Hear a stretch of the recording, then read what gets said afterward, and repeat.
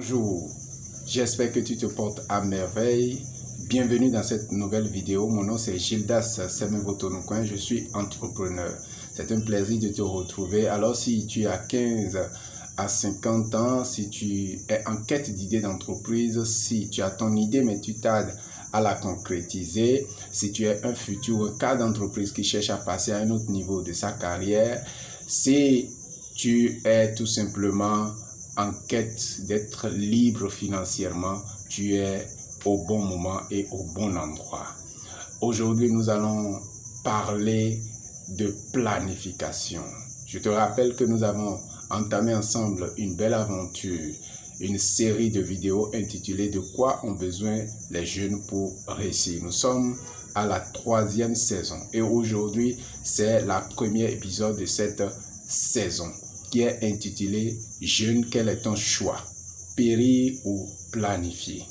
J'espère que tu as fait le choix de planifier. En tout cas, nous allons voir d'ici la fin de cette vidéo quel est ton choix.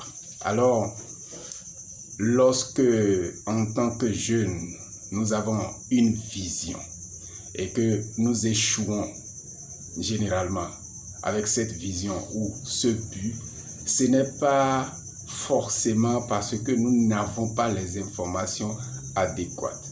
C'est généralement la cause d'un manque de planification.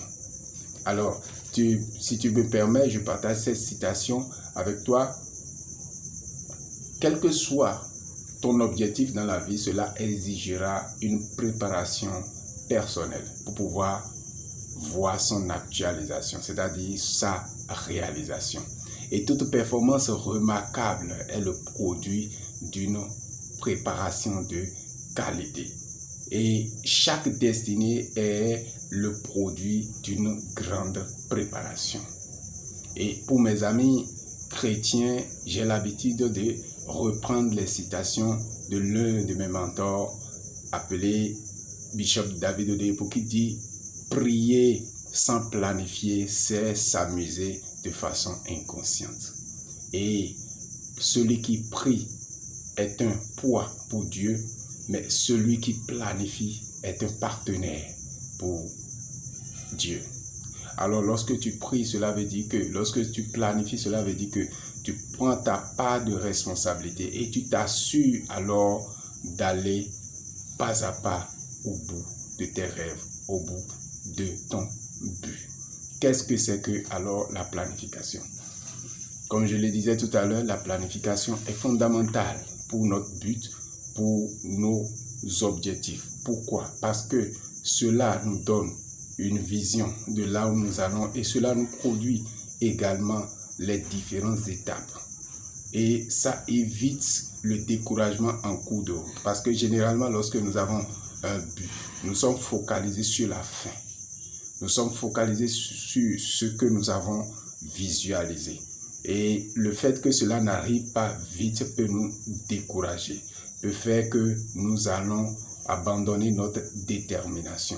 Mais le fait de planifier nous permet de nous concentrer sur l'objectif du moment, l'étape du moment. Et donc, nous sommes occupés à fournir, à passer à l'action selon le moment présent. Et pas à pas, nous progressons vers notre idéal de vie. Pour planifier, il faut passer par plusieurs étapes. Et la première étape que je vais partager avec toi est l'étape de fixation des objectifs. Tu sais, quand tu finis de clarifier ton but comme nous l'avons fait, il te suffit de déterminer ton objectif principal qui découle du but ou qui découle de la mission. Lorsque tu clarifies cet objectif, comme nous l'avons fait dans le cas de JER, tu vas diviser ces objectifs en objectifs spécifiques. L'objectif principal dans le cadre de JER est éclairer la jeunesse africaine pour qu'il prenne la responsabilité de sa vie et de sa carrière à 100%. Comme exemple d'objectif spécifique, dans notre cas, c'est aider les jeunes à avoir accès à des informations transformatrices de vie. C'est l'un de nos objectifs spécifiques. Et tout ça, comme tu le sais, on travaille, on réactualise, on raffine en fonction des nouvelles informations que l'on a. La deuxième étape est l'étape de l'établissement du plan. Établir un plan détaillé. Le plan détaillé te permet de diviser tes objectifs spécifiques en différentes étapes, en différents sous-objectifs.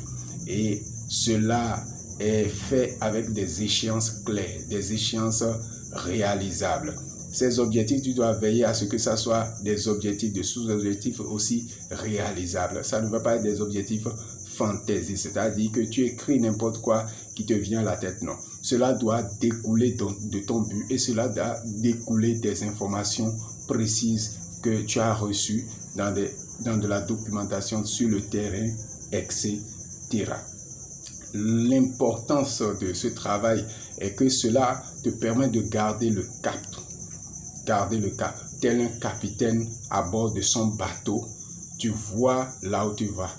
Ce capitaine muni de boussole voit là où il va. Il est sûr de la direction dans laquelle il va. Ainsi, lorsque tu as fixé des objectifs et que tu as établi ton plan détaillé et que tu es en train de franchir les étapes, cela te rassure que tu es sur la bonne direction, tu es en train de suivre le bon cap. Troisième étape, c'est l'étape d'identification des ressources qui t'est nécessaire. Les ressources, on parle de compétences, on parle de connaissances, on parle en termes de temps, on parle en termes de relations, on parle en termes de ressources financières. Et tout cela, il faut te préparer. Nous sommes en train d'aborder l'aspect préparation. Lorsque tu as identifié ton but et que tu viens à cette étape, c'est le temps de voir. Est-ce que je dois suivre des formations? Est-ce que j'ai de nouvelles compétences à acquérir, de nouvelles connaissances à acquérir? Comme dans mon cas, lorsque j'ai abordé ce projet JER, il y a des compétences en termes de digital, de marketing digital, en termes de diverses formations que j'ai identifiées que absolument je devais suivre. Et je me suis lancé dedans depuis 2 ans. Je suis en train de me mettre à jour. Il faut aussi voir en termes de temps ce qu'il te faut. Ce sous-objectif prendra combien de temps à peu près? Et cela va nécessiter quelles ressources? Et quelles sont les ressources que tu as déjà? Quelles sont les ressources que tu n'as pas? Les ressources financières surtout.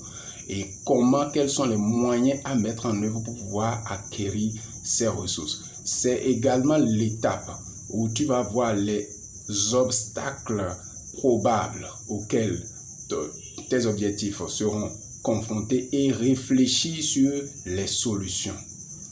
Les obstacles, les problèmes, réfléchir également sur les solutions.